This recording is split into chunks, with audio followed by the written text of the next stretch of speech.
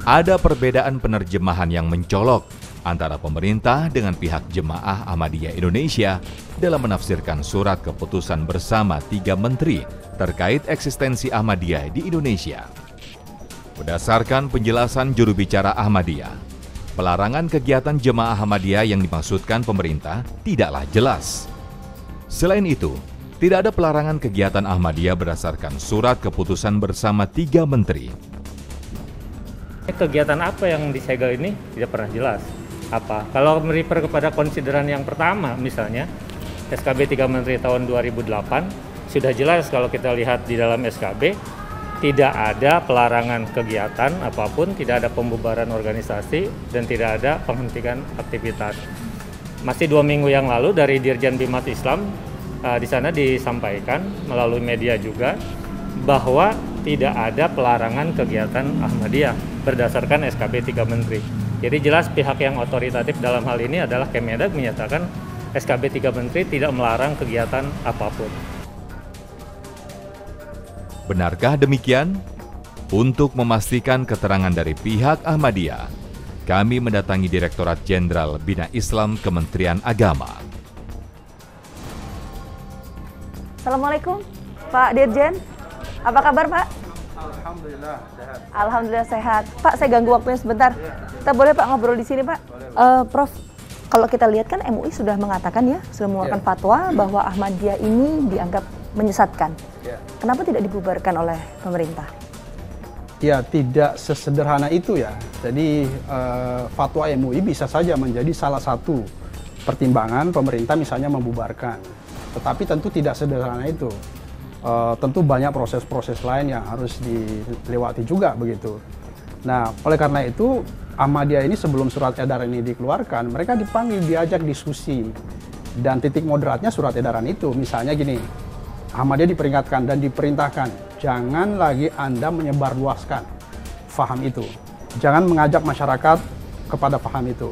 Tafsir-tafsir agama seperti mengatakan bahwa ada Nabi setelah Muhammad, ajaran yang bertentangan dengan pokok Islam, jangan lagi itu disebarkan. Dan kalau itu disebarkan, bisa saja diberi sanksi, dan sanksinya bisa saja pembubaran. Begitu ininya. Jadi meskipun MUI mengatakan itu sesat, tapi tidak boleh serta-merta itu dibubarkan. Ya tentu ada titik-titik kompromi ya. Makanya kita melahirkan surat edaran itu sebagai titik moderat yang mengakomodir kepentingan Ahmadiyah dan juga kepentingan masyarakat. Karena bagaimanapun juga sekali lagi, setiap orang berhak punya keyakinan. Dia berkeyakinan bahwa ada Nabi setelah Muhammad, silakan, itu urusan Anda secara forum internum.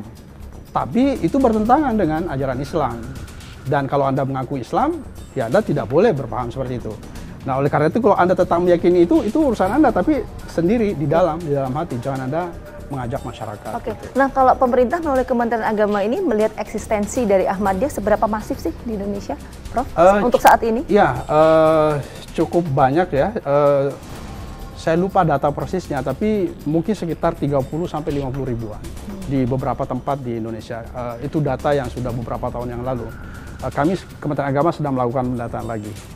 Kami intinya sebenarnya melakukan pembinaan kepada mereka, kepada jemaah Ahmadiyah lewat penyuluh-penyuluh agama, lewat kawa-kawa kita, mengajak mereka berdiskusi, mengajak mereka untuk kembali kepada ajaran Islam yang sebagaimana ajaran Islam yang fundamental itu. Ya. Oke, Prof, kalau memang langkah pembubaran ini tidak bisa serta-merta terjadi, artinya ada proses penilaian di sana, assessment di sana sampai pada akhirnya bisa dibubarkan atau tidak. Dalam case seperti apa sih pembubaran ini bisa dilakukan oleh negara? Ya tentu yang memutuskan tentu pengadilan ya.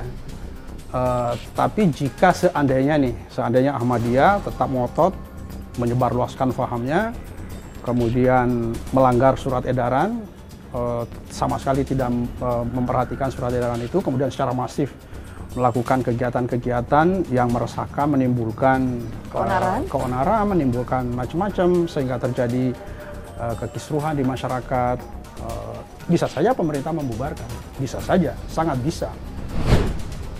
Sudah 7 kali pemirsa penyegelan yang dilakukan oleh pemerintah Kota Depok terhadap Masjid Al-Hidayah, Masjid Jamaah Ahmadiyah Indonesia Namun kenyataannya di lapangan yang kami temui, aktivitas masih terus berlangsung di sana. Tak bisa dipungkiri bahwa eksistensi dari organisasi Ahmadiyah masih cukup masif di Indonesia. Ini yang kemudian disampaikan oleh Kementerian Agama. Saksikan terus Fakta setiap hari Senin pukul 8 malam hanya di TV One.